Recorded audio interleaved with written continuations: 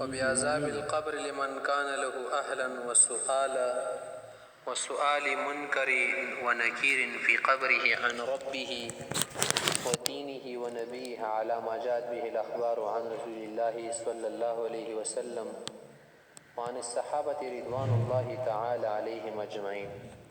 ہمارے مسلمان کا یہ عقیدہ ہے کہ عذاب قبر، تنعیم قبر یہ حق ہے۔ عذاب القبر و تنعیم القبر یہ حق ہے۔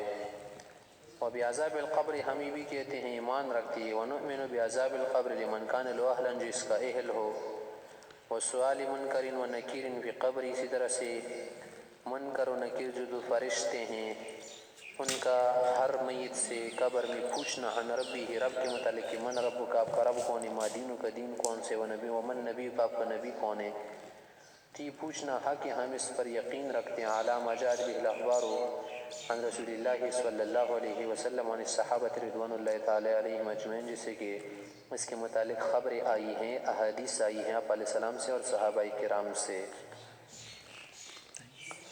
تو قبر کی جو زندگی ہے نا، ہم اس کو تسلیم کرتے ہیں۔ اصل میں انسان کی چار زندگی ہے۔ ایک پیٹ کی زندگی ہے کہ واللہ اخرجکم من بطون امہاتکم لا تعلمون شیئا۔ دوسری زندگی دنیا میں جو ہم گزار رہے کہ اللہ رب العزت نے یہ دنیا کی زندگی دی اور یہ کھیتی کی طرح ہے، فصل کی طرح ایک دن ختم ہوگی۔ تیسری زندگی جو موت کے بعد قیامت تک ہے، اس کو کہتے برزخ کی زندگی، قبر کی زندگی۔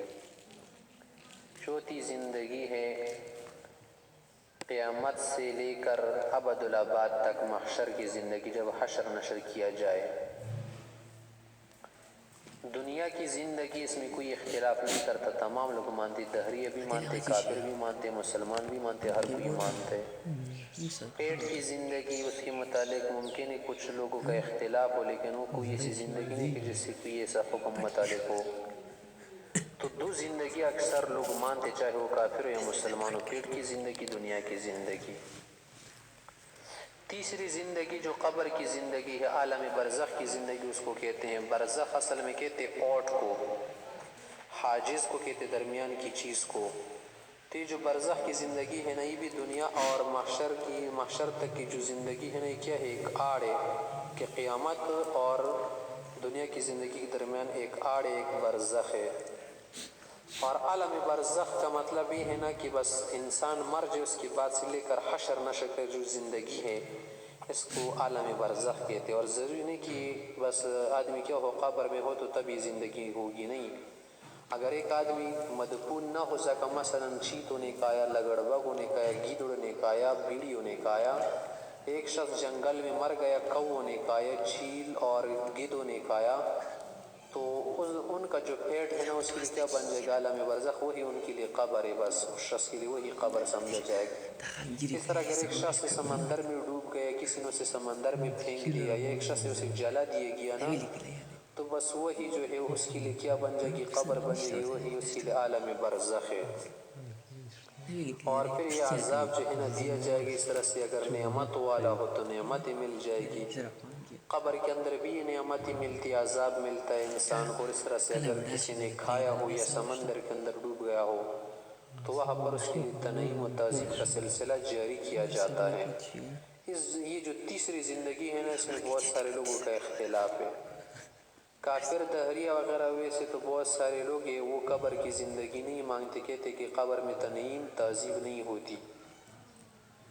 اور بعض اس کے قائل ہے کہ صرف بدن کو تنعیم تعذیب ہوتی، اور یہ فضول بات ہے کیونکہ بدن میں جب روح نہ ہو تو پھر پیدا کیا۔ بعض اس کے قائل ہے کہ صرف روح کو عذاب ہوتا ہے، نعمت ملتی ہے۔ صحیح بات اہل سنت والجماعت یہ ہے نا کہ بدن اور روح دونوں کو سزا ملتی ہے، نعمت ملتی ہے۔ ہاں،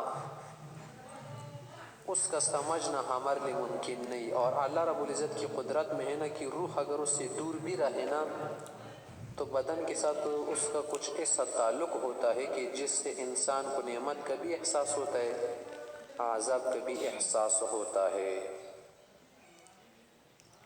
اور جو اخروی زندگی ہے نا، قیامت کی زندگی، بعض بعد الموت، وہ دہریہ کافر وغیرہ مشرکین اس کی منکر تھے نا، اور مسلمانوں کا عقیدہ ہے کہ وہ حق ہے۔ عذاب قبر حدیث شریف اور آیت شریف سے ثابت ہے۔ قرآن کریم کا ارشاد ہے کہ النار یعرضون علیہا غدوا وعشیا، ان پر صبح شام آگ پیش کی جاتی اور وہ آگ پر پیش کی جاتی ہے، لائے جاتے ہیں۔ وَيَوْمَ تَقُومُ السَّاعَةُ أَدْخِلُوا آلَ فِرْعَوْنَ شَدَّ الْعَذَابِ، اور جب قیامت واقع ہوگی نو سب فرشتوں کو حکم دیا جائے گا کہ فرعونیوں کو سخت عذاب میں داخل کرو۔ تو یہاں پر جو آیت ہے نا کہ النار یعرضون علیہا غدوا وعشیا، اس سے کیا مراد ہے؟ عالم برزخ کی سزا مراد ہے۔ اس طرح سے قوم نوح کے متعلق ہے نا کہ اغرقوا فادخلوا نارا، جب وہ غرق کیے گئے نا تو پانی نوح میں، تو اس کے بعد آگ میں داخل کیے گئے۔ تو اغرقوا کہ وہ غرق کیے گئے، غرق کرنے کے بعد فوراً جو ہے آگ میں داخل کیے گئے۔ پا تعقیب کے لیے ہے نا، تعقیب کا معنی پا دیتی ہے، کیا مطلب کہ غرق کیے جانے کے بعد فوراً وہ عذاب میں مبتلا کر دیے گئے۔ اور یہ ظاہر ہے نا کہ غرق کرنے کے بعد وہ عذاب میں فوراً مبتلا کیے گئے، تو کون سا عذاب مراد ہے؟ قبر کی عذاب مراد ہے نا، عالم برزخ کا عذاب مراد ہے۔ قیامت والا عذاب تو مراد نہیں ہو سکتا، کیونکہ قیامت تو ابھی تک واقعی نہیں ہے۔ تو اس سے پتہ چل گیا نا کہ عالم برزخ میں عذاب بھی ہوتے ہیں، تنعیم بھی ہوتی ہے۔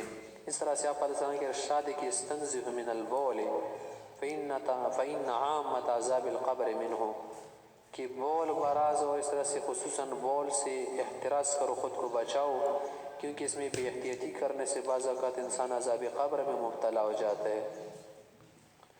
اور ایک قصہ اور مشہور حدیث آپ نے سنی ہوگی، آپ علیہ الصلوۃ والسلام کا ایک مرتبہ دو قبر پر گزر ہوا، دونوں کو عذاب ہو رہا تھا۔ آپ علیہ السلام نے فرمایا کہ جس وجہ سے یہ عذاب دیے جا رہے ہیں نا، ان سے بچنا اتنا مشکل نہیں تھا۔ ایک لگائی بجائی کا کام کرتا تھا، دوسرا جو تھا نا پیشاب سے خاطر خواہ احتراز نہیں کرتا تھا، اس لیے عذاب میں مبتلا کیے گئے۔ اور آپ علیہ السلام کے ارشاد بھی ہے نا کہ قبر یا تو جنت کا باغیچہ ہے، جنت کے باغوں میں سے باغ، یا جہنم کی گڑھوں میں سے ایک گڑھا ہے۔